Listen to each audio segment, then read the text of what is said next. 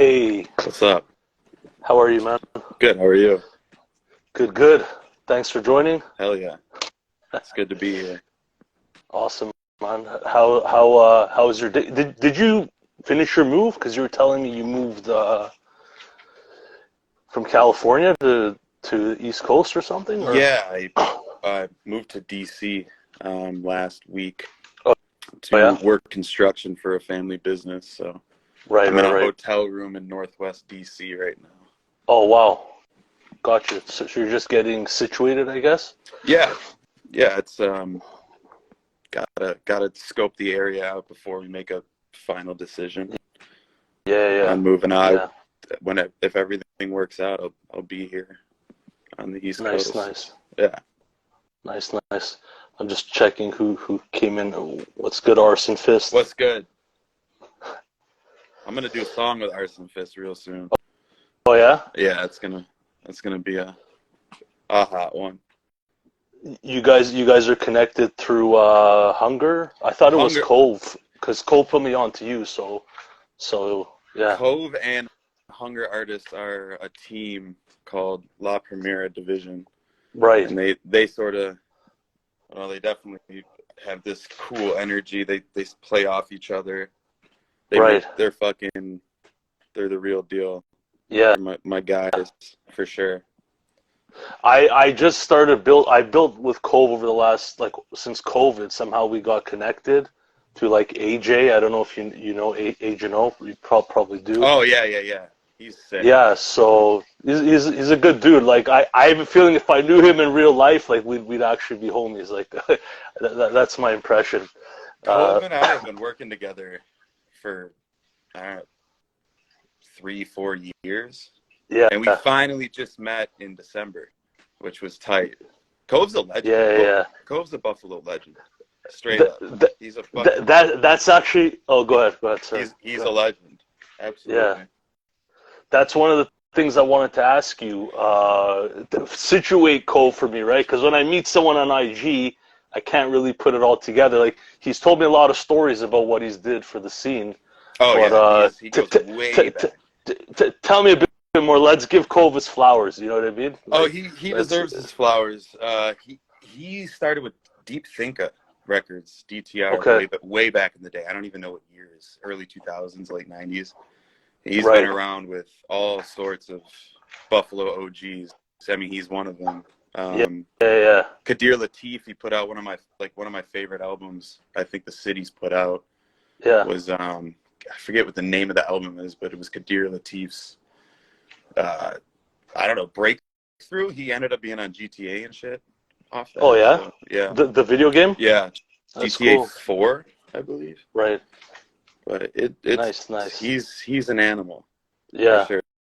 And Dan's an animal as well, and he's like ethereal soundscape god that Right. he builds. It's very cosmic, which works Yeah. with my shit too.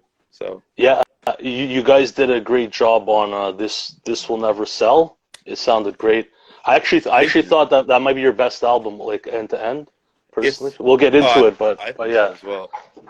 yeah, Towers I like too. I like them all. You know, yeah, you have to yeah. like your own stuff to an extent. So Oh, yeah. You have to love it, yeah, which is hard. Which is hard it's sometimes. fucking But it's a roller coaster for sure. yeah. So since we're just getting started, man, I know. Why don't you break down what your name is for everyone? You know, what's behind your name? Because it's an interesting name. Like, if I, not knowing you, I'm like Father Baker. I'm like, interesting. Is he religious? Is he like, what's he about? Yeah, people used to think it was because I smoked weed. So Right, the father. It's actually it's a Buffalo. He was um, he had an orphanage in Buffalo, and he took right, on orphan boys, and he actually would like adopt them, and he ended up right, being like, but like he was a good dude from right, what I hear, but the legend for a lot of kids in Buffalo was if you're bad, if you're acting up, your parents will drop you off at the basilica Right. you know, his church, and he'll take you in and he'll feed you beans and water, and I didn't know that it was a lot of different kids around the city that had this myth, Right. this legend, this scary myth, and I just sort of played off that. It's sort of a local thing. Was it like a driving force in your life, like as a kid, like burned in your head, or just more of a cool, like more of an interesting, like name with a local reference, or did it actually, was it a driving force in your life at all? It resonated with me because it was like my dad would drive by the towers and he'd point. He's like, "You guys better act good. Oh, Right. I'm sending you there." So I had the towers, which actually is a play off my last album. Okay. For some reason, towers in my life have represented some crazy things. But yeah, those towers are burnt into my head, sort of. Right. And it would, being 10 years old and sort of scared of what they represent. Right. So, Is it like towers looking over you, I guess, in a way? it just those spires represented, Yeah. the dungeon. I always saw it as like some kind of dungeon. So Right. So I guess since we're getting into, I guess the church and stuff, like you, and I'm interested how you arrived at your style of music, and obviously I'm sure it has to do with your upbringing, right? for sure. So you did share with me that you went to a radical evangelical school. How did that like impact your development as a person and kind of leading into your art that you do? Did it play a big part in your art today? It was a life changer. I actually was born and baptized Irish Catholic. Went to a Catholic school from pre-K to fifth. We moved into a new neighborhood that had a bunch of like wild evangelical families that sort of lived there. Good people, but that they basically got us into the evangelical. I don't know what sect of religion, Christianity it is. It's right. I guess non-denominational, but Right. ended up going to this school called Covenant Academy, and I was only there for 3 years, but 9/11 happened right in the middle. I was in seventh grade, beginning of seventh grade. Right. And basically, they taught about the rapture and how Christ is coming back. And Wow. so like 9/11 happened, and a lot of my teachers, youth pastors, people at the school that you would naturally look up to, they they were celebrating the towers falling because they thought it represented the end time. This is the beginning of the tribulation. Right. Like the rapture is going to happen. Right. And as an 11-year-old, it scared the fuck out of me. So I was actually in shock. Like I had to like seek counseling because of what this religious fanaticism. You must have seen your little, I guess, community reacting one way and other people reacting a different way, and you're like, what the fuck is going on? Exactly. Type of thing. And it was it just felt so large. People running around church speaking in tongues, and it basically ended up being, it felt wrong. It just didn't feel like and it would play into why a lot of my lyrics are charged by religion. Or did you feel like in that setting you had to like bite your tongue, and is that what catapulted you to like go out and perform and like write music and just spew stuff out, or are those things not connected at all? They're definitely connected. I actually, before I went to another church too on top of this school that was basically a church as well. Right. But my first rap name was Lil Zion, and I was like a Christian rapper. I was like 10 years old, and I would perform at the church and shit. And that's actually how I got my start. And then I realized where I got my start was, there's a lot of dark shit happening within that like radical community. And I wanted to call it out, and it just never really stopped, Yeah. Got it. So you told me that like you're pretty much out on religion, but it seems like it's something that you still wrestle with though. Is that a fair statement? Oh, Or absolutely, you daily. It's not even right, my own. It's not even really my own battle with it. It's just how humans, people use it to manipulate other groups of people. right, It's a control thing, and it seeps into our government. It seeps into our society, and in ways that aren't positive. There are positives, obviously, from faith and right. whatnot, but Yeah, yeah, the way people manipulate the fear of hell and the fear of God into control. And that was a yeah, big thing, watching how like scared people were over mundane things. You're gonna go to hell if you listen to fucking Corn or something. You know what I mean? right. Like Yeah, it yeah, just yeah, it got people on power trips, and it was just manipulative. yeah. So you saw it clear as day, I guess, at points in time. Yeah, I was young and I saw it, and it freaked me out. So Yeah.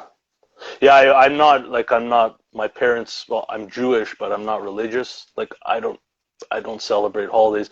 My parents are from Russia, former Soviet, so it wasn't a big thing there. Some people that moved here became more religious because yeah, they were able to, but I don't know shit about anything anything religious wise. So it's just interesting for me to hear that person. I do still wrestle with my thoughts yeah, on God, but and as does everyone else. But yeah. yeah, for sure. So were you always in Buffalo? Were you born in Buffalo? Or I was have you born. moved around the states a bit, or I was born in Buffalo. Grew up in a town west of Buffalo, like 10 minutes outside, called Grand right? Island. This is in the Niagara River. I was a border child. I lived like on the border with Canada. Right. Gotcha. Um, and left when I was 20 to go to California. Got Um, it. yeah, because you feel like you need to get out and try stuff. And I was making music there, but I wasn't performing, or Yeah. I wasn't meeting people or collaborating yet when I left. So It's funny. You might be my youngest guest. It's really funny to say that. And I damn, intentionally want to interview younger people, right? that's Because crazy. I'm 42, right? So naturally, I have older people come on, and I'm trying to get to younger people. But the funny thing is, a lot of your stuff is really old school. Yeah, So it's interesting that I'm talking to someone relatively younger, but it's still like old school. So I got to get like below 30s to kind of I'm a completely little. bypass boom bap. I feel like Yeah, right. Like I'm into. It's just like the Wu-Tang, the Outcast, yeah, thing growing up. Like Outcast. Like I don't even. I I love Wu-Tang, but Outkast is like showed me that like Andre 3K, like how he's weird. You know what I mean? He's like yeah, one of the mainstream rappers that I was like, that's weird. But like I yeah, always paid attention to. Yeah, I was like at the end of the old head era. yeah, I was like 12 when Get Rich or Die Trying came out, and that was like right. a big thing for me. Or like Country Grammar, like Nelly, Yeah. I'm thinking Ludacris. 12 was probably like Naughty by Nature for me, and like I don't know, just a Yeah, whole bunch of other shit. Yeah, it's interesting. Um, Yeah, let me ask you a question. So, actually, when I was like in my later 20s, I was like, fuck it, I finally got my shit together and I started recording music properly. I spent like 3, 4 years on a pretty good run. I did some cool things for my neighborhood, whatever. hell yeah. But I was like, I'm fucking old. This was like over 10 years ago now. You know what I mean? Hmm. I feel like the perception has changed on age at this point. But how do you feel like with age and stuff? Is it a factor? Does it play into your head at all at this point? Like you're 33, I think, right? Yeah, I'm If 33. It's an honor to be one of the younger guests. Damn, finally. we're Uh, gonna keep going down. It's a um, goal. no, I think the more it's like having like a cast iron frying pan. There's just like more seasoning the older you get. Yeah, Like there's just more struggle, and you I know, agree. it's easier to like. I never really have writer's block. I always have something like cooking. Yeah, Like, but the only thing that plays a part in for me is connecting to a younger audience. You know what I mean? Right. There's always going to be younger cats that, you know, fuck with older sounding music, which I'm like starting to get into. Like my first project, my first EP was like sort of older sounding, and I'm trying to blend these things, like old and new. But I feel like it's a strength. Like Griselda from Buffalo, they're older, you know, they're late 30s, 40s, and they're no one really pays attention to their age. I feel like I think you can blow up later. It's, you know, and it might be better for you if, you know, if it happens. So no, I agree. More to rap about. There's more seasons. There's more stuff. The thing I love, there's a lot of things I love about your music, but like, appreciate that. I feel like you just write and you don't look back. Like, it's like a discussion of sort. You're sorting out your thoughts, or you're telling a story, but it's not like you're crafting punchlines and like tying things back. You're just constantly moving forward, verse to verse with your thoughts, and no verse sounds like another verse. It's like everything sounds like a one-to-one. All of your verses to me. I don't know if you realize that, but it's something I look out for because I've been listening to hip hop since I was 6 somehow, and I just feel like I'm not a snob, but I'm kind of snobby, and like I want to hear new shit, new ways of thinking, new rhymes, new wordplay. Like, I'm not easily impressed anymore, you know, with rap music, right? So, but with you, it's like your whole train of thought is different. Like, I've never heard anyone that raps like you. Do you think anyone raps like you? Like, do you think you sound like anyone? Like, obviously you grab bits and pieces, but do you actually worry, oh, I sound like this person or that person?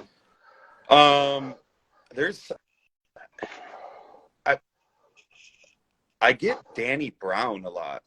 Really? Yeah, which is crazy. Like, because I think I go up like an octave or two when I rap, but no, people really, it's more about subject matter.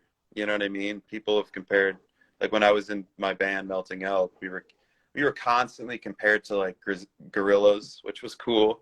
You know what I mean? Right. But, and then 21 Pilots we got compared to a lot, which they're talented, but it bothered me because they're not pure MCs. So I had to like get out of that. Right. You know what I mean? Because people weren't really paying attention to like actual rap. Yeah. But Danny Brown I get a lot. But no, I don't really have a main. Probably Danny Brown, and I think that might. And I don't even think you sound like him. I know. You don't sound like him at all. I hear it a lot, and it might be just the subject matter of how it's weird. Sometimes. He might be the most popular weird sounding rapper. And people just scaring the hoes. Yeah. But it's kind of annoying, no? Does it get annoying when you get compared to someone that like I don't see it at all? I've got the best one I've got was like just I guess subject matter wise. I mean, somebody said Black Thought one time, so I'm not gonna not accept. Appreciate that, accept that. But like, you know, it's my shit's lyrical, and I don't. It's it's nice to not actually sound like anyone, or because I'm trying to approach like rap is, it's like people say it a lot, it's like an art form, but there's so much fucking room for different shit, and and then everybody stays in the same goddamn lane all the time, and there's so much to talk about. There's so many weird. There's weird shit you can do. That's, you know, I want to be like a pioneer in like psychedelic hip hop, or, you know, something along the lines of that. I like that. That's why the show is called The Art of Rhyming, because I try to look at it as art. Like, you know, if I get like a more street type rapper on here, I want to hear a different train of thought. Mm-hmm. I want to hear like some lyricism. Like, if it's just straight up street, like, it just doesn't appeal to me as much. Like, there needs to be some depth to any artist that I talk to. And I like to talk to like a range of artists, and like part of the show is I want to remind people what's possible. Now, you know, hip hop has branched out in so many ways. It's hard to stay on top of all of it at this point. There's tons of good artists, so it sounds like I don't want to sound like I'm hating on everything, but it's just funny how like 90% of the shit you hear falls into like a certain lane, just of like people are on the guardrails of like how they do punchlines, or like even when they talk about their losses, you know, they'll turn it around within 4 bars, like turning a loss into a win, like making everything sound graceful in life. But with your music, you kind of stay in that dark space sometimes. Well, you do a lot. Yeah. And I think it's necessary for people to like reside there in their art sometimes. Like otherwise it's kind of unrealistic. You know, you're putting on a front or a promotional campaign more than getting into life sometimes, you know, with some artists that you hear, if that makes sense. That makes a ton of sense, because I feel like hip hop is such a masculine machismo genre. You know what I mean? Like there's a lot of toxic shit going on in the genre, but like there's not a lot of vulnerability. There's just so much space for a lot of stuff, and like I'm open with my struggles and whatever I deal with, and it just sort of lends itself to making music like that, you know, because it's there's just so much space to move into with hip hop. So even when you were with Melting Elk, you consider yourself hip hop, like first and foremost? Did the band buy into that? Because they were some serious musicians. Like I watch you guys. Oh, there's some fucking. Like you guys are serious. Like it was. I thought we were pretty good. Yeah. But yeah, like those were my buddies first, you know, and the reason we started it, you know, TJ, you know, they're two of my best friends. TJ is the producer and engineer guy who writes, you know, a lot of the hooks and all the music. They realized that I could rap, you know, and that was always my first thing. Like I never thought I would ever really be in a band, let alone like a trip hop band. Rap came before rock, like jamming with a band for you? Way before. So like, yeah, I started rapping. Like I was putting out mixtapes in my high school at like sophomore year. Yeah. And then junior year, like I would put out one a month and just hand them out. And really? Yeah, I was recording on a World of Warcraft microphone, right? Yeah. I had Adobe Edition 1, like the first one ever. Right. And just sort of figured it out. And yeah. I don't know where I got my beats from. I think I just downloaded beats off of LimeWire. You know, I would find like a beat pack or something and then fuck my family's computer up with viruses because I'm downloading Right. It's dope that you have it in you to keep dropping. Like for me, I go on tears. Like on COVID, I went on a tear releasing stuff, and like I've backed away from that, but I went on a couple of years. Like I felt like I had a lot to say, and then I kind of tapped out a bit. I needed to think inwards more before I kept putting out material. But it's interesting, even at a young age, you're putting out mixtapes every month. It's a great sign for an artist, you know, that you have that to tap into. You know what I mean? It's a lot of fun. I like really fucking enjoy like the whole process of make like hip hop writing. I have my writing technique and like what I do, and that's fun. And it's like taking a mental bath. You know, like I get to like wash things away, and basically when you start moving into directions with hip hop that become unusual, I noticed like people noticed at a young age that my approach was different. Yeah. And like even in my school, like my senior year, like my buddy blew his subs out to one of my songs that was over like it was like a Jibs beat, like some like southern crazy shit. And you know, like a kid, I used to write in high school, like at lunch. I was on Adderall, and I wouldn't even eat. I would just fucking write raps and like sort of like let people read them and shit, and then I would record it, hand it out. But like, I have a crazy fear of quitting, or like stepping away. Like I have to create. It's part of like it keeps me like level, you know. Yeah, because I saw a post of yours, because I dig in the crates virtually, so to speak, on artists. You know what I mean? I do my due diligence. You could probably tell I'm not Hell just, yeah, dude, you're on you, top of it. you know what I'm saying? So I saw a Crushing post it. of yours. Appreciate that. I really appreciate that. I saw a post of yours where you're like something like, at this point, I feel like I'm just yelling into the darkness or into the void. I don't know how much longer I'm gonna be putting out music for. You know what I mean? But in the I same breath, you're telling me now, like, oh, I can't do it. I believe you can't stop. A person like you can't stop making music. You have to continue. But tell us about this battle.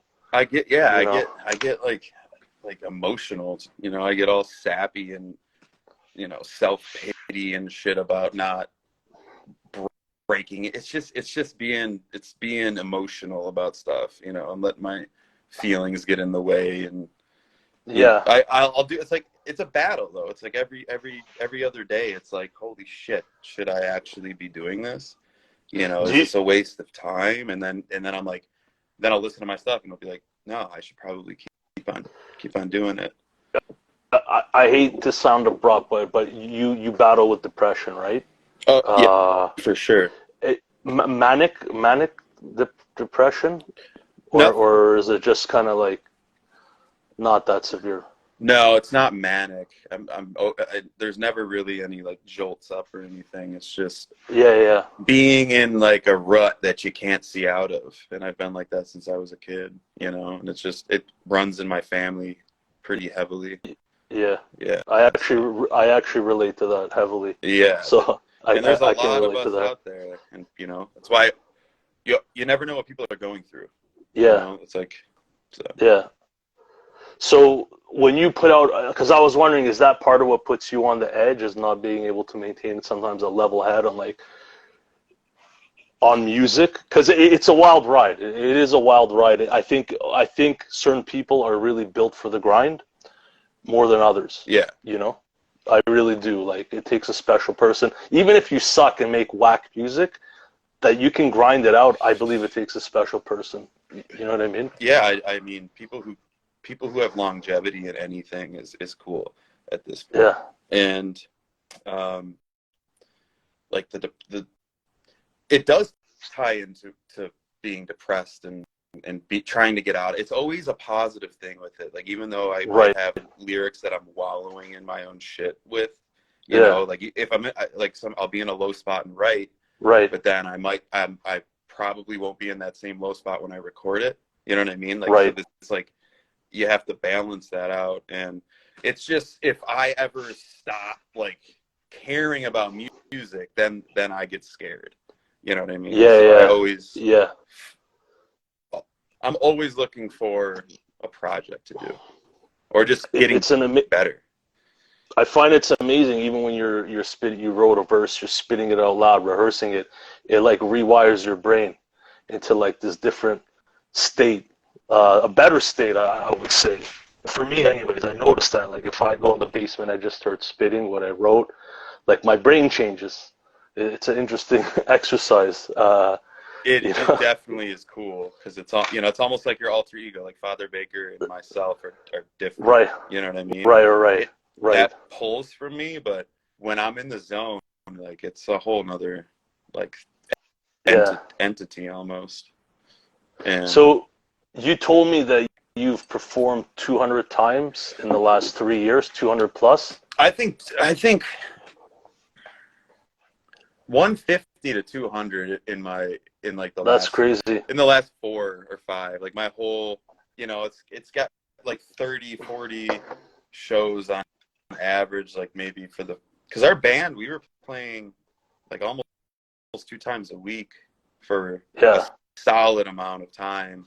Wow. And That in California? That was your time in it California? was all I lived in Lake Tahoe, California, North Lake, for 13 years, and we would mostly play in Sacramento, Right, Chico, right. Reno. Our music wasn't really accepted in our like little hippie community that I lived in. It was too.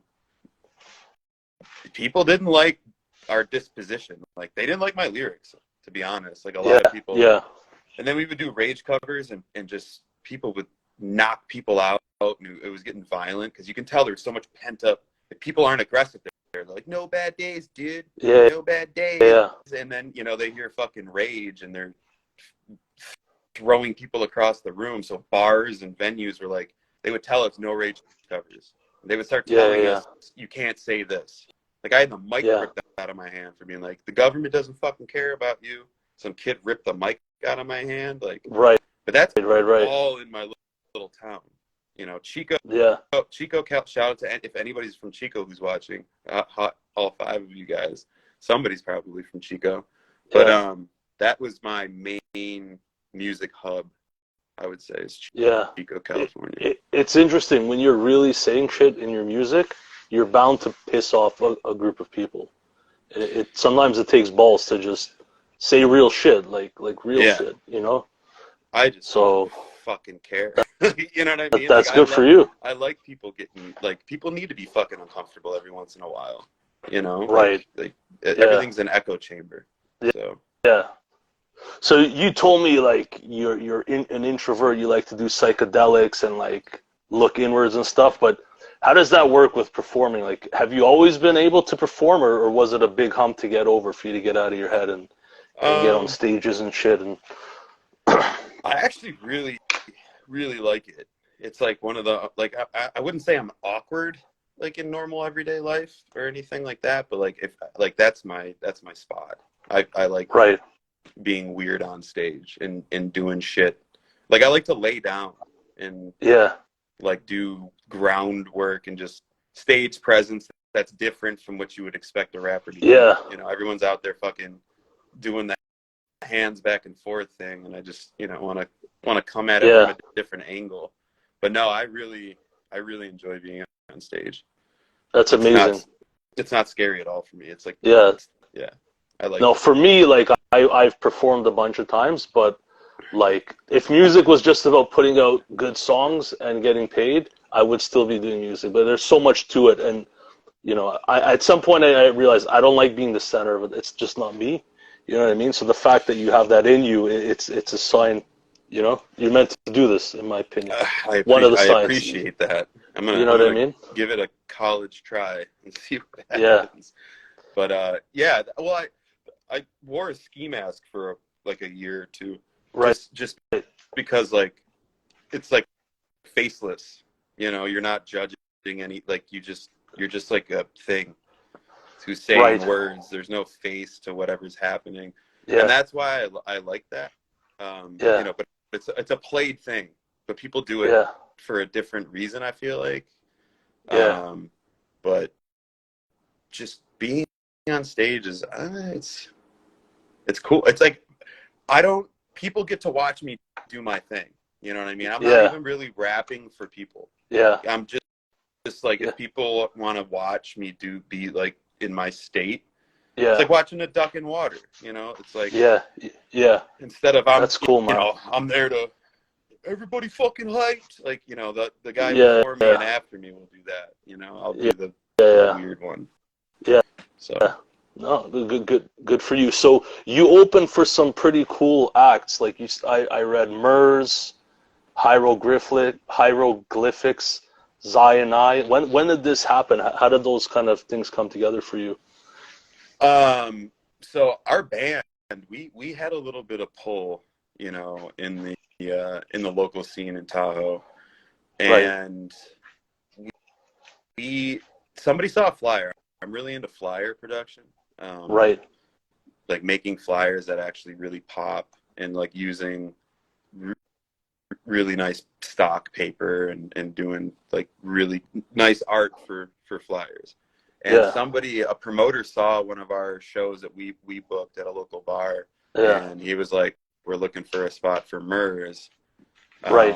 And we were like, that was like our 8th show or something. We were like, oh shit, Murs. That's cool.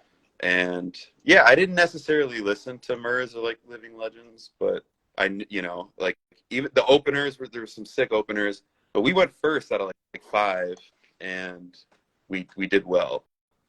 And Nice. so it basically, after that point, it was easier for us to You know, we opened up for Crazy Town. Do you know that? Cool. Those dudes? It sounds familiar. Can you refresh me? It's Actually? like You're My Butterfly, Sugar. Oh, Baby. yeah. Of course, of course. That shit was Yeah, that. yeah. We went on like a mini tour with them because everybody was like, "Oh my god, they have a drum set in a rap band." So they're like, Yeah. new metal, and we're like, "God damn it, dude, we're not new metal." Yo, your song California with Melting Elk. California I mean, to me, Republic. yeah, California Republic. I could have sworn I've heard that hook on the radio on a recent song. I don't know why.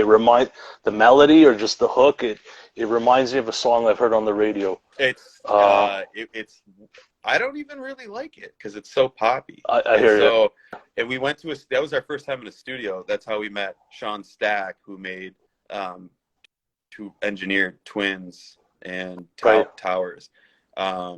We just went to the studio for the first time. It was me and TJ, and you know, he's the guitarist, I'm the MC. The drummer couldn't make it. Our bassist couldn't make it. So we showed up, and he's like, "Where's your band?" We're like, "Dude, they couldn't make it." He's like, "You want to reschedule?" We're like, "No, we can't. Like, this is all set up." And you know, it was a really awkward, just a serious awkward pause. And then he turns around, he's like, "So where are you guys from?" Or I asked, like, "Where are you from?" He's like, "Oh, I've been in Sacramento," because that's where the recording studio was. He's like, "I've been in Sacramento for, you know, since I was 7." And I'm just like, well, where were you from before then? Where were you born? He's like, "Buffalo, New York." And me and TJ are from Buffalo. And we're like, "Shut the fuck up, dude. We're from Buffalo." And he's like, "Stop." And then we clicked, and we had a great time making California Republic. Nice. But yeah, he's my guy, Sean Stack. Nice. And so going back to performing, I noticed you really embrace freestyling. But when you freestyle, it's like you're jamming. It's like you're jamming and freestyling, you know. And that's another thing. Like, I'm not calling you young, but you're one of my younger guests, surprisingly. But like, you're into like classic shit, like freestyling. Like, you really embrace it. I don't think everyone does that on stage anymore, you know. And you go off for like minutes at a time, right? I've seen a couple of clips of yours. Like, you're going for minutes. That's pretty cool. It's something I've been good at, and yeah, that's what I noticed is people they don't do that anymore. Like, I don't know any MCs really who, because what I'll do is, like, in between songs, I'll do interlude freestyles, you know, and like, my new thing is I'll just like ask somebody from the audience to like give me a topic to start off with, and then go to prove that it's actually off the top. You know what I mean? Because like, there's a lot of freestyles aren't freestyles, and then they're like, "Oh, those aren't freestyles; those are free verse." And I'm like, "Well, which one's which?" It's like off the top, like you fucking making it up on the spot. And I don't feel like a lot of MCs are not doing that. They don't take the risk anymore. They don't put themselves out there to do it. Like, even watching people fuck up on like, if you're freestyling, I have all the respect for you, and I can tell based on where your eyes go. Like, if I'm watching an MC and he's staring at like the spaces in between everything, like when it's like, I call it dead eye. Like, when you're focused, you just have like, you're just looking at like a fucking patch on the floor. You can tell when I'm like Eminem. I could, like, when he would switch into freestyles, I could see it in his eyes. Like, he's looking for shit. Like, he's looking all over the place. And inside, he's searching, like, you know, like, like looking for the next word. Mm-hmm. Yeah. So yeah, you know what? We went off script here, which is cool, man. We're freestyling. We're freestyling, yeah, man. I'm getting better with every interview, by the way. So yeah, let me get back to what I like about your music. Then we're gonna get into some of your work, if you're cool, if you got time. Hell yeah. I really love that your music is unfiltered, vulnerable. We talked about it. There's self-doubt in there, depression. You know, suicide comes up here and there. It's necessary to get all of these emotions into hip hop, in my opinion, to call it an art form. Bear with me here.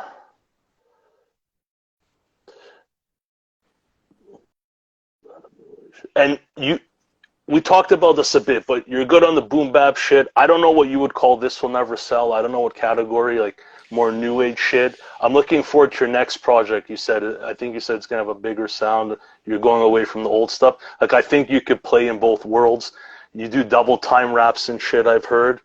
I think it's easy for people to run away and think of you as a boom bap artist if they hear a few boom bap songs from you, but you're definitely more than that. Like, you got a wide range. And I wanted to ask you, you sound very frantic when you're rapping. Is that a reflection of what's actually going through your head, your thoughts when you're going off the rails?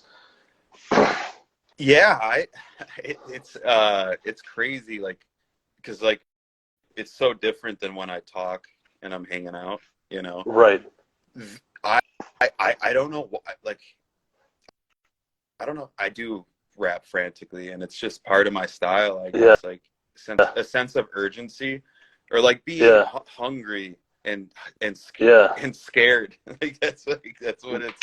It's a hungry and Right. scared style, and it's like a chopper basically. But yeah, like I'm pretty, and I think every album that I do is gonna get more and more frantic, because Yeah. I'm working towards something, and if I'm not, the hunger grows the more you put stuff out, and the less it gets out there.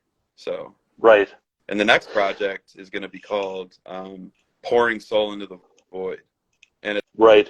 there's going to be a lot of drumless tracks, a lot of lo-fi. I could see you doing good on drumless tracks because you maintain a rhythm just by the way you rap. So I could see that working out for you. It's almost like super open, like you're sort of shackled to a snare drum, or Right. and when you have intense drums on beats, but like when it's just a piano and like bass, it's just so open. You can like pick whatever you want to do, like whatever flow. You can change flows easily. So it's, Dan and Cove I have a folder of just the wildest fucking beats from them right now, and it's like I'm like, how do I fucking pick? You know what I mean? So I'm basically going into more a lo-fi zone. I'll put it out there if you wish. Some people have started sending me shit in advance of putting it out, which I feel honored. Oh, I have I have some pretty, like, I'm a big fan of yours. I think you need to keep making music, but I have some constructive thoughts, and I only mean well, because like when I first came across your music, I'm going to be dead honest, and it might be enlightening. It took me an hour to be like, am I going to interview this guy?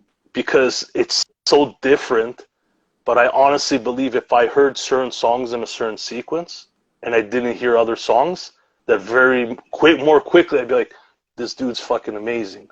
I appreciate that. So if ever you want to send me something just for my thoughts, I'll just give you a constructive, unfiltered thought, because I want to see you win. I want to see your type of music win, man. I really do. Thank you. And I have some stuff that's I'm gonna record. I have the hotel back here, and I'm gonna set up I'm gonna record tomorrow. I wrote over like one of Cove's lo-fi beats, and I'm gonna record that. I recorded a drumless track that Hunger Artist made. That's so emotional. You know what I mean? It's like just the way that beat is. It's wild. That song is called "Dying on the Corner of Elmwood and Ferry," so it's sort of dark. It's like a story. And I have this Bulls in the Deserts of Jordan. Like, it's gonna be it's gonna be my favorite. Like, I'm really gonna curate this properly and pick the vibe that I really want, which is like, have you ever seen the movie Drive? Yeah. It's gonna be like that. Like, just like gotcha. Like, have you ever seen the movie Enter the Void? I don't think so. Gaspar Noel, he's like a French guy. No. It's a psychedelic, like, it's just wild. You know what I mean? If I can make the most friendly suggestion, just one suggestion.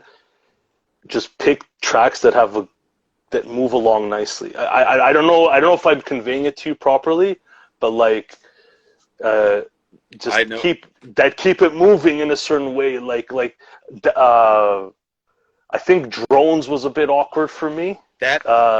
Yo, I might have fucked that. Do you follow what I'm saying? Do you kind of follow what I'm saying? Yeah, that song. I think I sent in.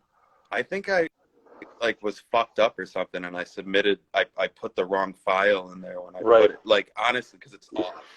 Track's off, and I'm like, and then when I see my live performances of it, I'm like, what the fuck? Yeah. I'm like, dude, I think I sent in like a mastered version of it being shifted like a little bit, so gotcha. it sounds weird. But I'm gonna double to make sure that's the one I meant, but I think I definitely is. I think you get what I'm saying. Yeah. So the other interesting thing is, like, as me, someone that I've been writing on and off since I was a kid, so, even though I only accomplished so many things with music, I always took writing to heart when I was like dead serious about it. And I always think what makes a good artist, like I have all these theories in my head, but the thing is when I listen to you break so many of the rules and you do it well that it's just fresh. Like you go off beat, but you own it and you come back, you own it, and it sounds like a reflection of the frantic shit going through your head. So it actually enhances the feeling when you're listening to it. It enhances the experience rather than take away. Like an MC that isn't doing what you're doing train of thought wise, that is not on time. Like I'd be like, this is not good. Like you need to get like on time, but you own it. It's so organic, man. And I feel like you write, I want to know about your writing process, because I feel like you write and then you find a way to make it fit on the beat the way you want it. Like you don't go back and edit shit. Like you find a way to own it. Like accurate. Can you tell me about your writing process? Because it's really cool. Thank you. Yeah, you're pretty accurate with that. Like I'll write over one beat and then get like tired of that and then take that and put it over another beat and like make that fit. You know what I mean? Like it's not always like what I'm rapping over a certain song isn't always what I wrote for that beat. Shout out to Sean Stack. Shout out to Sean Stack. The good Sean. God tier engineer. Yeah. But yeah, no, my writing process it's usually in the morning. Actually, like I'll drink coffee, smoke some weed, sit down for like an hour or two, and I think I get sick of beats quick because I'll just go and go and go until I actually have the barrage, for the track, and then I'll write like an alternate, like if it's a 2-verse track, I'll write 4, and then piece them together. And I do edit. Like I'll be like, okay, that's 2, because even I hear my shit and I'm like, the fuck am I doing? Like this is I don't have to like this word just sounds like I'm trying to be, too articulate, and like this needs to sound more organic than what this, and I do a little editing. But yeah, I like to there's a track that I'm writing. I wrote another Cove track. That's right. That I want to actually there's like this interlude into a bridge into the chorus where I want to actually phase from rapping on time to just talking. Sort of like System of a Down, the prison song in the beginning of Toxicity. Like I think that's track 1. Like how he how he talks about the prison system. Like the prison system has been since 1989. Like I want to phase into talking and then dropping into a chorus and just make it seamless. It's off, but it's not. You know what I mean? Like it's natural, but it's just out of frame. It really depends on how you step into it, how you own it. You gotta own your shit, even if you suck. Just own it. So. But it's interesting. Even like when I listen to people rhyming because I write, I picture all their syllables and how they connect together and shit. And yours connect in such strange ways, which I love. Like I like hearing different kinds of connections and rhymes. Like I'm really about the rhymes. You know what I'm saying? Appreciate it. So, Yeah. but I imagine a lot of your rhymes probably incidentally connect your syllables. Like, are they all planned out to connect, or do you get a lot of surprises and you kind of make it land on the snare and figure it out as you go?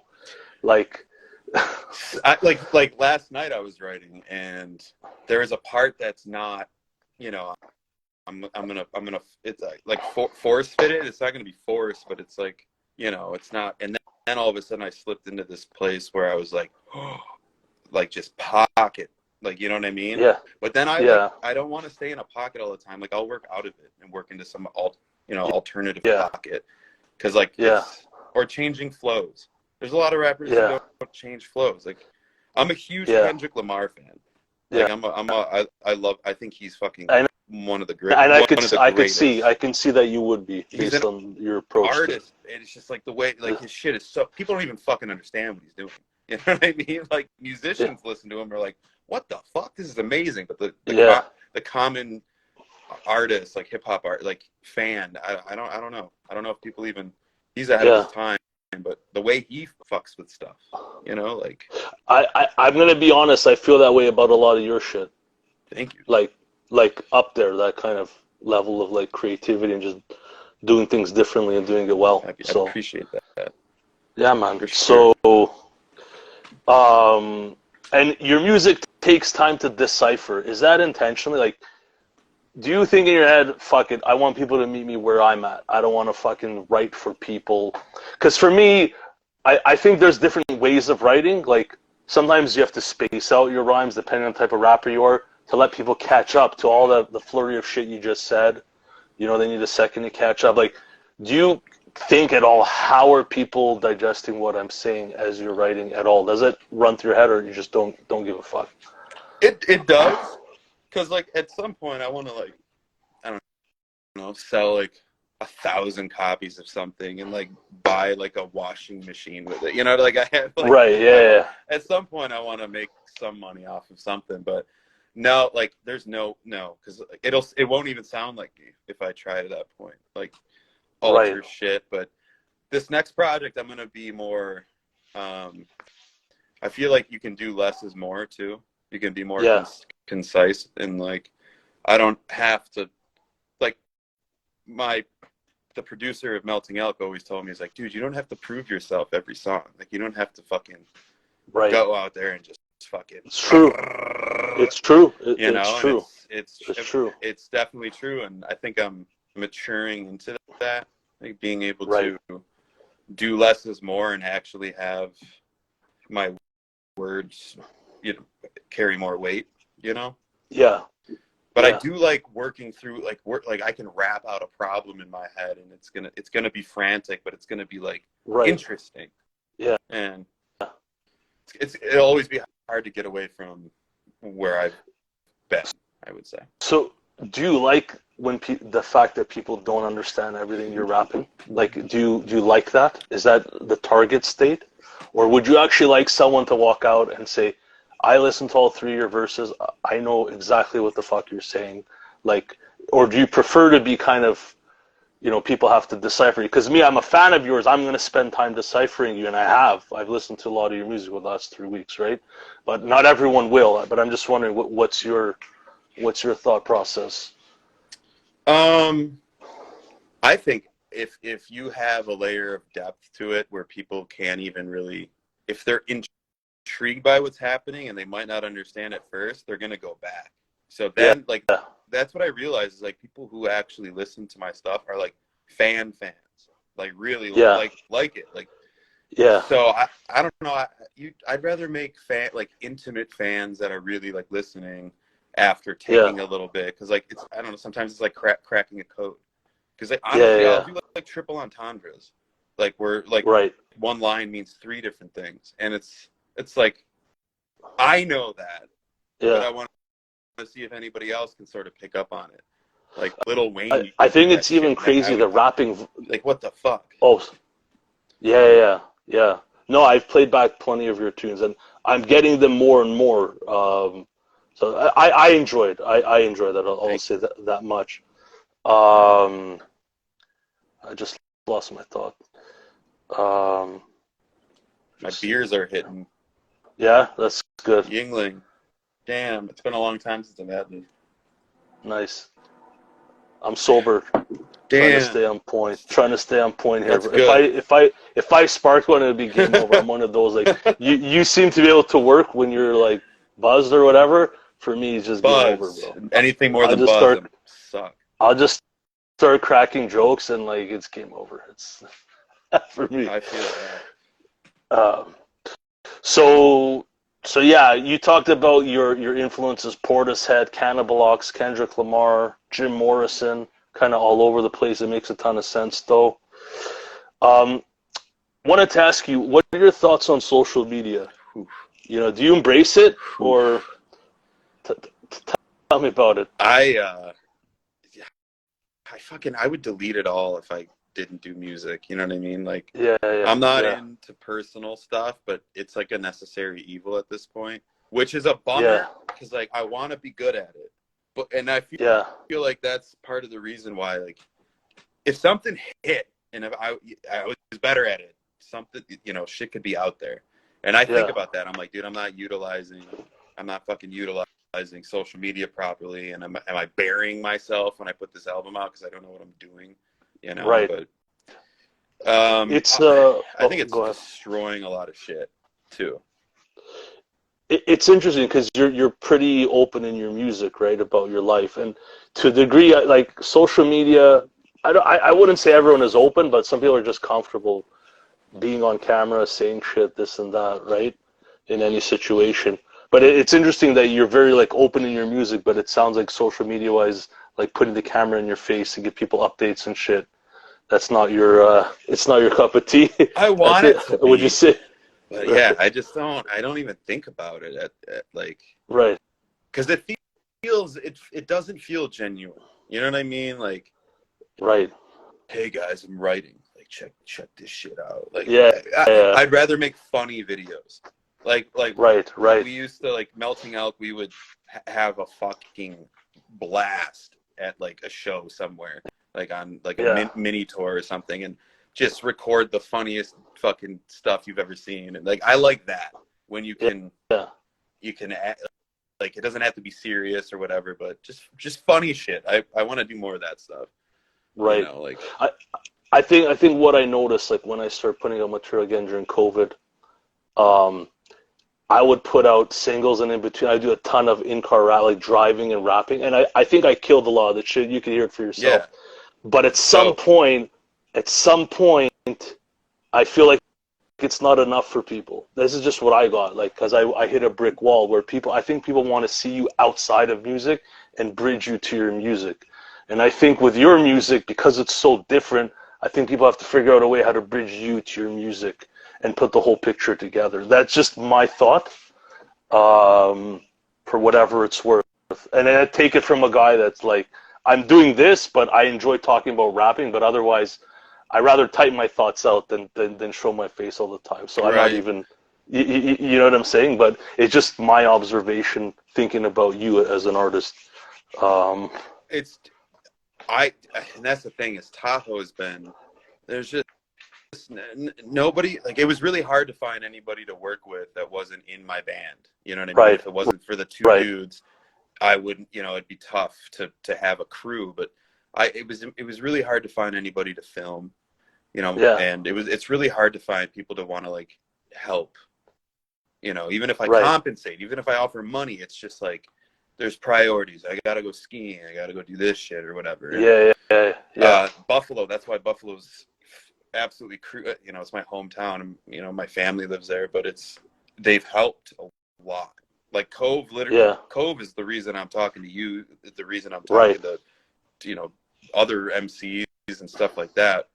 But um it's my brother's a cinematographer. He's super, right, super, super fucking talented guy. And right, now that I'm on the East Coast, we have a plan. We have a game plan for this summer to actually make videos videos that are fucking really good, you know, Yes. and it's gonna Yeah. completely play off of every emotion of every song, and that's about to happen. And I think once I have like 2 or 3 videos this summer from my next project, like that's what I plan on doing, is putting out singles for the album and have Yeah.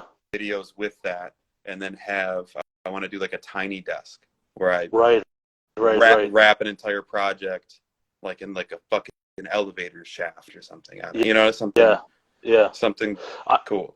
Even sometimes people rap like acapellas from their new project, but like they'll do like an Yeah, acapella. You know what I mean? Like up close and personal or something. Yeah. No, but I'm looking forward to what you're saying. The fact that your brother's a cinematographer and you're gonna put in some work. I'm really looking forward to it's what gonna you be. can whip up video wise, because your music to me is grand, and the visuals, Thank you. if you can get it to match that, like you'll be in a good spot, in my opinion. So I mean, my siblings are super talented.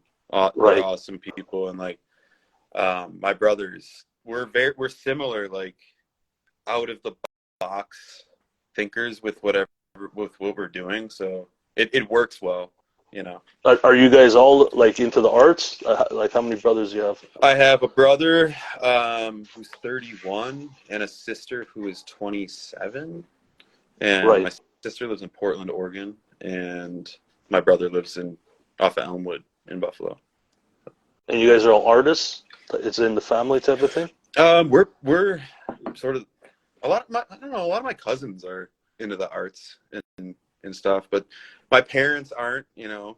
I'm a construction worker too. Like I'm Yeah. a underground utility pipe fitter, and that's what my dad did. Right. So it's actually cool to work with your hands, and then, you know, like at a labor job and come home and do art. Are you the thing that was tough for me when I was like doing music more seriously is I couldn't shut it off. Like I'd be at work and I'd be fucking up my work day by thinking of rhymes. I couldn't turn it off. So can you turn it off when you're doing construction and shit?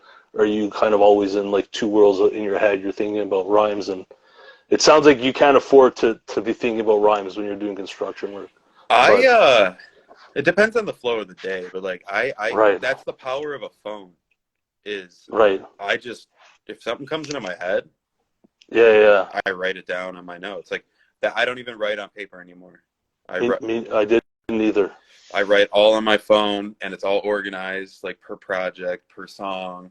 Like I want to be like good with that, so I know where to go at all Right. times. But like if I've been at work and came up with driving to work and from work, Yeah, I've wrote a ton of songs. I don't know why right. driving. I come up with like But hooks do you for find you're able to be productive at work and it. in the art in those two worlds together, or you're sacrificing both by doing both of them? They coexist daily. Like It works. like I usually like That's good. at work I'm like, you know, focused, but I'll see like motifs for the next Right, project, or I'll see something that'll, you know, spark my art side, and then if it is lyrics, I'll just write it down real quick, you know. I right. gotta go to the bathroom, and then I'm just gonna fucking write my stuff. So Gotcha. So changing gears a bit, when I heard your music, obviously, again, we know Cove put me on to you. Aside from the fact that you flat out mentioned drug use and psychedelics use, to me, it's just like there's no way you could make music like this if you didn't take psychedelics. That's my thought process. Because I literally asked Cove, I'm like, is this guy like into like hardcore drugs? Or like I asked him straight up, because if had you never used psychedelics, I don't think you'd be able to rap like you rap. Because the way you see things in your lyrics, like, correct me if I'm wrong. Like, is it instrumental that psychedelics to the way you make your music, even if you don't use them while you're making music, but was it instrumental to changing how you look at writing? I really got into like the counterculture, you know, when I was Right. 17 to like 23. I was, you know, there was a year where I was eating, you know, like mushrooms and acid maybe like every other day Wow. for a year. Wow. Yeah, like I put time into that. Yeah. But I did it like I'm not partying. Like I'm going into the woods and doing, Yeah. you know, that's why I love Pink Floyd. I love The Doors. I can never perform on that ever. You can't even write on it. You know what I mean? It's just like, if you have a memory that can actually like hold stuff, because like outside of music, you know what I mean? Like memorizing my songs and shit, like my memory's not that good. But I noticed the whole psychedelic game, I was able to pick things, and the introspectiveness of how I'm interacting with the world around me and how the world is going to alter how I look at it. There's just so much room to write off of that. So did you remember trains of thought you had when you were tripping, and you bring it back to when you're writing? It's clear you do, right? Like it is integral to your style of music. For sure. And I love just spaced out sounds. I love like spacescapes, you know, the cosmic large sounding things. And if you can complement the largeness of the production then with large lyrics, then it's like it's important. But I've always considered myself like a poet first, like and that's why I love Jim Morrison, and he was really into improv. He would walk up there and make a fucking story about, you know, seeing an eagle eat a fucking snake, and everyone's losing their mind and it's just, you know, it's random. And yeah, psychedelics were pretty instrumental in just like carving my niche out of where my brain goes. But I don't trip nearly as much. I'll trip like every 6 months at this point, because I did it. You know, like, I've seen some spaces that are fucked up. You've already opened the pathways. Yeah, I know. The portal. It's there. You spent time there. I've seen it. It's good. There's some bad shit too that happened. Like, fuck. Yeah. You never know what will happen with shrooms. That's what I don't like about it. If I could pick shrooms that I would respond the same way every time, like weed, dude, that would be incredible. I don't know if that exists though, and I'm not an expert, so mushrooms. You tell me. Mushrooms are terrifying. I mean, like I'd rather do acid, because like if you have actual LSD, there's waves involved. You know what I mean? Like, you know it. Like, I'll feel it and be like, oh shit. And it's usually the same, you know, the same thing. Mushrooms, I've never done LSD. I've never done LSD, but yeah. It's long, but it's just more structured to me. It is. There is an actual structure to it. And like, mushrooms are just willy-nilly fucking just your brain, you know what I mean? Your brain turns on you quicker with those. And the older you get, the more experiences you have that aren't positive, the worse that shit's gonna be. And then that's why I remember when I was like 16 on mushrooms, I had a life-changing experience where literally I felt so good. The next day I started lifting weights, and I continued to lift weights for like change your life trip. No, literally for like a decade, like straight. You know what I mean? That's just one positive I quit experience. Cigarettes for like 7 months. Right. Right. It's cool. But. Yeah. So getting back. So we'll get into your. How are you doing for time? Are you okay? I don't even know what time. Is it 11? It's been an hour already. Damn, dude. No, man. I'm hanging out. You're good? Cool, man. Yeah, we won't be too much longer, but I wanted to just quickly fast forward through some of your work. So Melting Elk, that started like 2017 was your first album. You guys took a break 2017 to 2020, it looks like, in terms of dropping. Correct me if I'm wrong. And then you put out your live album. I think your live album was of the two albums. I like the live one more. I you love guys that shit. do well live. I mean, we did that in one take, and we were really excited about that. So, like we didn't even restart a song. I don't think we went straight through 46 minutes, and 2 of those songs are made up. We didn't even write them. We just Right. did them, like the last one, I think. But You freestyled yeah, it? What do you mean you just did them? Like you freestyled them? There's one. The last two? One I freestyled, and then change. I think it was. Right. That came out in June, or we recorded it June of 2020, like during the Right. BLM and all that stuff. And that one was freestyled, and one of them was written, but I just spit off my phone. But so it sounds like the 2017 album, you guys were figuring out how to put your music together. Correct me if I'm wrong. It sounded like you started hitting your stride 2020, but it sounds like you guys were just getting comfortable. Am I wrong? Hit our stride at the wrong time, dude. Right. It was the worst timing ever. Like we played one of the last shows in the Bay Area for a year and a half, and it was our first Bay Area show in Oakland at the Golden Bull, which was huge for us. You know, it was like, it's in the same neighborhood as the Black Panther headquarters, and it's like a hip hop, you know what I mean? It's like the culture is there. And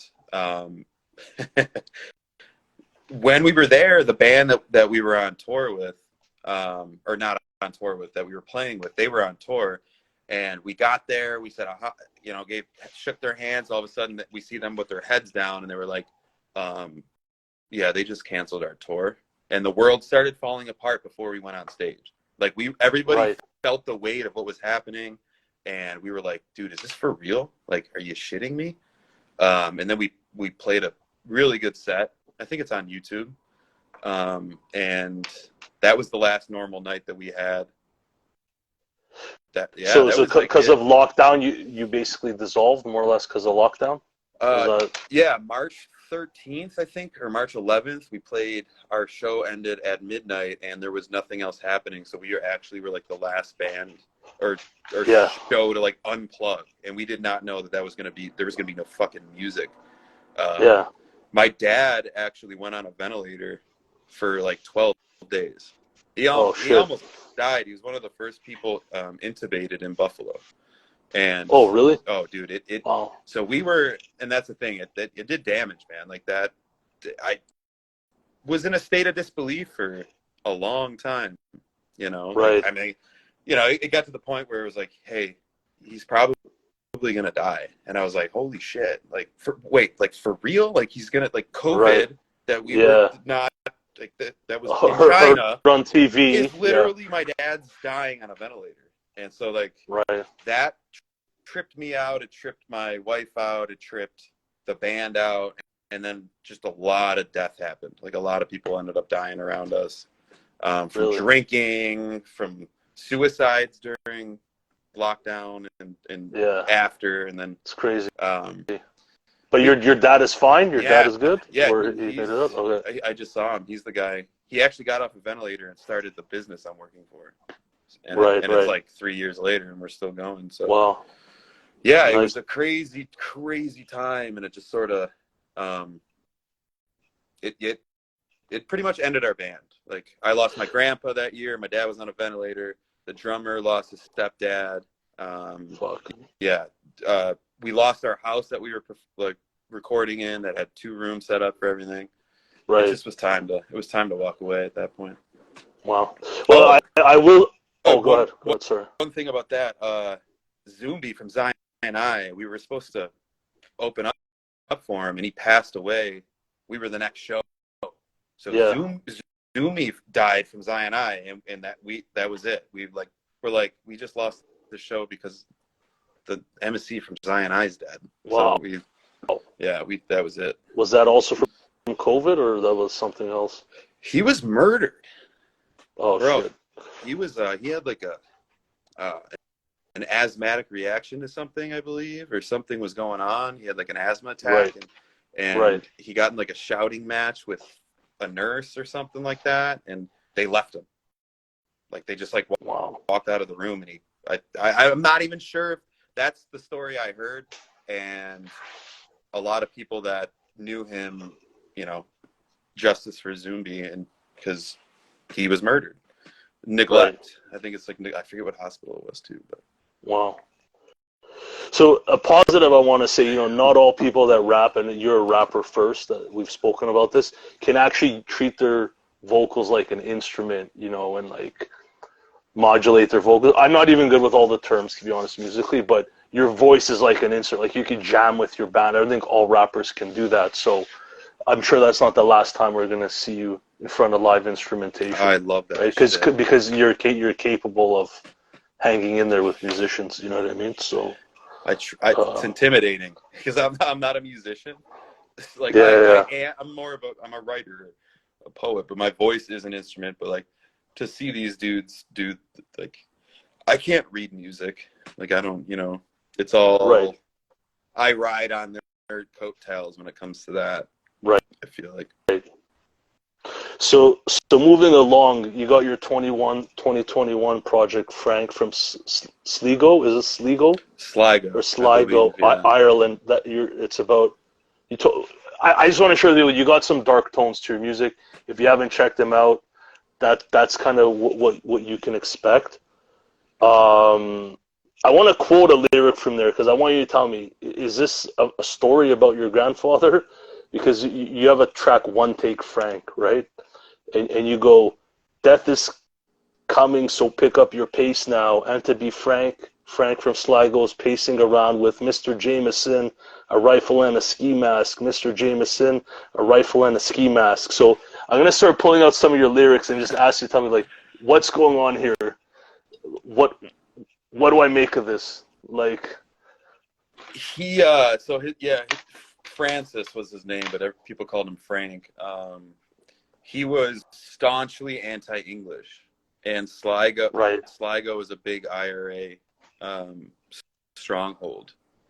And right, there was also, and this is a crazy thing. I don't know if it was a cousin of ours because we were the Carty family that ended up being the McCarthys, and actually Frank changed the name to McCarthy, thinking that was more in line with like Irish origin, but he actually completely, you know, that's a different family. right. So we were the Cardys in Ireland, and there was a guy named Frank Carty who was born around the same time as my great grandfather, who was he would kill the black and tans. He would kill the English soldiers. Wow. And he was like a sort of a mass murderer, which is crazy because I don't think that's because that guy died somewhere south of Sligo, and my great grandpa was already in the States at that time. But like, also so my great grandfather ended up driving his vehicle over the Niagara Falls to take his own life, like July 8th, 1948. He was seen pacing around at the store he would cash his checks at because he lost his job Right. at Bethlehem Steel in Buffalo, which is Right. it was a huge employer back in the day. Right. And he got fired and ended up driving his car off the Niagara Falls that Friday, actually. I like all three of those tunes on those on that little release. I don't know what Venezuelan Machines, why it's called Venezuelan Machines, but I like the hook. I don't know. It's just other things I'm trying to decode, bro, when I'm listening to your music, but I enjoy it. Pray I Die of Natural Causes 2022. Can you tell me about this title? Pray I Die of Natural Causes. What's behind that? That one was like, so the Frank from Sligo was TJ actually engineered that. Like my bandmate and one of my best friends, he engineered that. And then my buddies from Chico, that's Cove's beats mixed with instrumentation from like some friends from Chico. But that title is, I guess there was something going on where people were like disappearing. I forget what story it was, but you know, like people disappearing, the government making, you know, people go away, and right, and you know, and pray I die of natural causes, because if I don't or I disappear, you know who it was and what it was, kind of thing, you know. right. So that was sort of the vibe, because like drones is all about, you know, drone bombings. It's very class like orientated, like class Gotcha. warfare. What could you go on in there on Eat you have the hook. Well, I think that tune is genius, by the way. It's an incredible tune. Thank you. One of your best tunes. You're like, eat the rich, cop their shit, find the keys, take the whip, get the tools, tap the safe, let that stress wash away. You're talking about low-hanging fruit in your neighborhood. I've also heard you mention some Marxist stuff. Like, I'm nor here nor there. Like, I'm not very political or whatever you want to call it. But do you believe in Marxist stuff? Is that kind of? Do you think there's a? Is that your kind of part of your belief system? Since I've always worked with my hands and in labor and stuff, he said a lot of good stuff for sure. Like, you know, controlling the means of labor and whatnot. Like, right. I've always been like, the working man should control what they create. You know what I mean? Like, right. You have a fucking dragon sitting on a pile of gold who hasn't really lifted a finger. All he did was facilitate shit. You know, you have like a 500 to 1, difference in income between a CEO and a worker. You just, I'm a working man watching all the other working men constantly get fucked. You know, and it's more of a I'm more anti-capitalist than full-on Marxist or socialist. Got it. I do take things from there that I like, but I don't like our system right now and how you can sell your mother's heart. People would for cash. You know what I mean? Yeah. And then that needs to not control our life. So you're from a long line of blue-collar workers. Is that a fair statement? Yeah. So yeah. Gotcha. So your next album, I already told you, I think this might be the best. You take a departure sound-wise. This Will Never Sell. Even the opening track, like some of the wordplay you come out with, it's mind-blowing. Like if you have a little buzz going, and you just turn on the opening track. I'm telling everyone out there that hasn't. The first track is called This Will Never Sell. Like the wordplays and train of thought is mind-boggling. Thank you. But can you describe your mind state when you made this album? Because you told me that this is you coming to terms with the fact that you may never make a living off music, except for the off chance. You want to dive into that a bit more? It's pretty bold to come out and make a project about that, So yeah, it was something that I was told a lot. Like even friends and fellow MCs would like backhand compliment me and be like, dude, you're always in your own lane, even though your stuff isn't really marketable. People would let that slip all the time. And I was like, fuck, man. And it made me think. I'm like, I'm not pandering to anybody, so. Yeah. But that track is, to me, that's what like psychedelia is in hip hop, or could be. Like, it's a gust of wind and some weird detuned pianos. And just, I did that one take. That was the first take out of 111. Like, right. like, and that's the thing. I'll that happens. Like the 1 to 5 is usually the one, and then you get so fucked up in your head trying to continue on, trying to match what that was, because you're always looking at little mistakes. Like, I don't like that. I'll be like, I don't like my breath there. Like my breath between this and this bothers the fuck out of me. Yeah. And like, I know what you're saying. People never hear that ever. You know what I mean? But I get so in my head. About like what I think sounds good. But that was take number 1, and I don't want to. There wasn't even a warm-up take, and you nailed it in one take. No, yeah. Usually I just record everything. Like I'll just press record, and, like go. Yeah. But that I was drunk for that one. Right. Like I can't believe, like, sometimes you can't match the state of mind that you're in when shit goes down, and that's what I was trying to do. Like trying to do more takes, trying to chase that, and I realized I'm like, dude, I was like drunk and nailed it. Yeah. And I was like, okay, and it worked out. I'm gonna leave that. Yeah. Nice. Deepak Chopra, I like that. I'm gonna quote the hook on that. I want you, like, honestly, I could take out so many of your lyrics and ask you to decipher them. Like, I'm just randomly picking stuff that just was catchy to Hell me. yeah. So I'm gonna run this one by you if you're cool with it. Yeah. You're like, I'm vocal like Deepak Chopra on Oprah. I'm hopeful like Mother Teresa on Reefa. I'm a believer. I got a sickle in my hand like the Reaper. Chop, chop, chop, chop. Is this referring to do you have some duality in your life where you're like a good, optimistic person, but then the dark side comes out of nowhere? Is that basically the representation, or what? The sickle that's actually a reference to socialism. Like Okay, so okay, like chopping up. God, that's a tone of mine too. Is just yeah, let's fucking get rid of billionaires or something. You know, gotcha, I have gotcha. that kind of thing, but it's I yeah, I wrote that while I was driving. I had to pull So, so, over.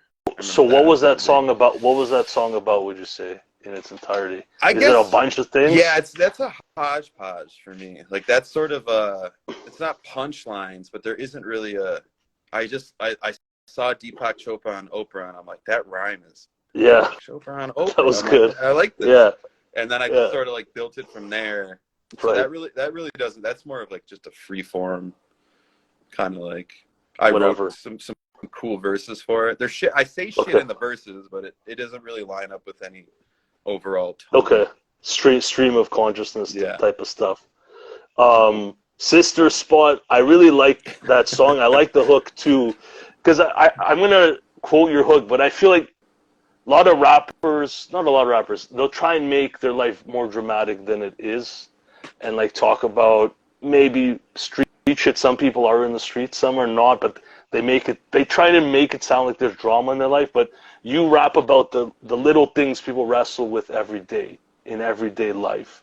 Those are the battles. Um, so you say, I don't know if I'll rap or not. Rather smoke pot and watch Basquiat at your sister's spot. Your sister's spot. I like that you run Basquiat. It's cool, but I just like it. Just brings you to a place like I could have been in that place. Where like, yo, I don't know if I'm gonna rap or not. I'm just fucking living life here. I'm with my girlfriend, soon to be my wife. I don't know what the fuck I'm doing, and you're making music about that state of mind, like everyday shit. That's what I like about your music. You know what I I mean? appreciate that. Yeah. Like you got to live day to day at some point. But I have like a vision in my head about that. Like I Yeah. have like an actual like movie. Like every time I did the course for that, like I have a specific house in my head. The room is like only lit by the TV, and I'm walking down a hallway. Like it's visual for me for some reason, but I'm like Yeah. it's yeah, like also I love Basquiat, Yeah. and I watched that movie right before I wrote that, so I was like I need to incorporate this for Right. sure.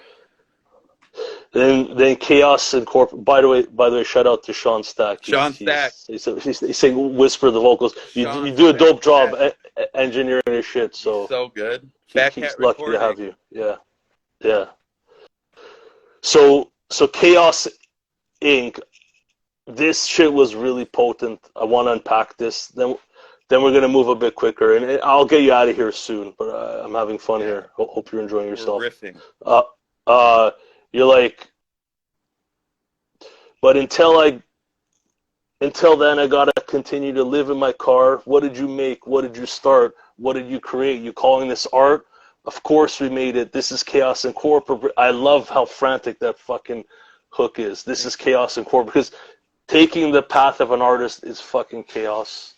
You know what I'm saying? So can you describe where you were at in life when you wrote that? Were you in a car? Were you living out of a fucking car? Or No, no. Basically, I mean, the spot I was living in Tahoe is, I mean, it's a little, you know, matchbox place, but right? basically like houselessness and, you know, people work two jobs to live in their fucking car. You know what I mean? Like, and like, Yeah, and in California, it happens. It's just the market shot up and pushed everybody out of their fucking houses, and now you have, you know, yeah, houseless people living in their cars and just thinking about how I'm upset about, you know, not making it in rap when there's people who don't even have fucking houses. You know, it's like a perspective thing as well. Or being self-aware about like what I do have and sort of playing off of that. But no, I've never been houseless.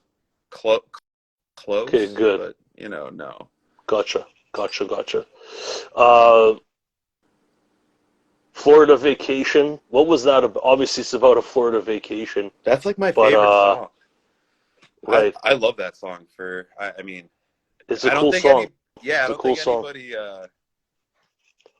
really picked up. It's the last track too. I don't know. You know, people have short attention spans nowadays, but that beat once Dan gave me that, I was like, holy shit! Like this is something else. And yeah, I just wanted to ride up, and that's what I'll do. Somebody will send me a track, and I sit with it. Like Chaos Inc. That's what the beat was named when I got sent that. Yeah. So I'm like, you're right, Dan. This sounds like Chaos. So yeah. Oh, that was a giveaway. Nice. Yeah, you incorporate. You know, and he was pumped. He's like, dude, that's like a cool idea. And it worked out. I'm like, fuck, because I actually came up with it immediately. But Florida Vacation it's ethereal and like melancholic. You know, it's like a weird, brooding kind of. It's like one of my favorite tracks I've ever made, actually. Yeah. So moving along here, I think your latest and last is Towers, which I guess CG produced. I'm just being put on. You know, I've interviewed a lot of Buffalo people, surprisingly more than any other place. Buffalo. No, I'm from Toronto. Are you a Maple Leafs guy, huh? Not, bro. I don't even. I collected a shitload of hockey cards and basketball cards. Leafs. No.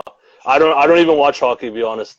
I only watch UFC at this point. You're big on hockey? Yeah. Nice. Saves. Did you play hockey in Buffalo? Yeah. For sure. My dad played semi-pro hockey, so we were into it early. Yeah. Wow. My whole neighborhood was talent's a bunch of athletes too, so we always played street hockey and ice hockey and all that fun stuff. Right. So by the way, I interviewed Pretty Bully. Maybe you know her. She's from Buffalo. Yeah. I interviewed El Biz. We talked about his whole 20-year career. He's amazing. He's like a godfather. Yeah. We're buddies now. You know, it's dope. Like, I'm from Toronto. Yeah. I interviewed, yourself, Agent O. I had him come on with his new release. It was pretty damn dope. Shit was sick. He's I'm putting together a show. I think it's going to be in August. I have El Biz, Agent O, me. Oh. Yeah. So you guys are out. You guys are building together. So we haven't even met yet. But that's what apparently that's like the cool thing that I just send messages to people and I'm like, hey, you want to like do something? Yeah. And then we end up meeting later, and it's cool. Yeah. Al Biz wants to tour here, and he asked me, can you hook anything up in Toronto? To be truthfully honest, I'm not tapped into the scene like that, but I did reach out to a few people. You asked me the same question. I did ask some dude that's a little more tapped in than me, but as I build contacts and if people get back to me, for sure, I'll let you guys know. T-Dot would be sick. Yeah. So yeah, man, I think that's all I got, man. It was a pleasure talking to you. Even more of a pleasure listening to your music, bro. I hope you continue. And like I said, I'm going to tell everyone you sound like no one else, and that's desperately needed in hip hop, in my opinion, at all times. And hope you had a good time, man. Bro, thank you very much for what you do too, man. Not a lot of people do this with underground, unknown artists. So yeah, you're gonna win too. We're gonna fucking do this. You know what I mean? Dope, man. And I don't want if people are just learning to Father Baker, don't be a fucking loser and look at like, oh, how many followers does this guy have? It's not reflective of your skin in the game. You know what I mean? Like everyone's been working on their craft before you see them on the internet, you know, well, most people, I feel like, you know, so don't underestimate his music just by what you see on IG, and I I highly appreciate recommend you that. go out there. I Yeah, man. appreciate that. Thank you, everybody, for watching. There, you know, we had some troopers. You know, Yeah. people stuck around. I appreciate that. Oh man, so have a great night. Thanks everyone for tuning in. Highly appreciated. Woo! Drop some comments. Let us know how you liked it, and have a great Buffalo. week. Buffalo Yeah. 716. Hell yeah. Have a good night, Be everyone. good, everyone. Peace.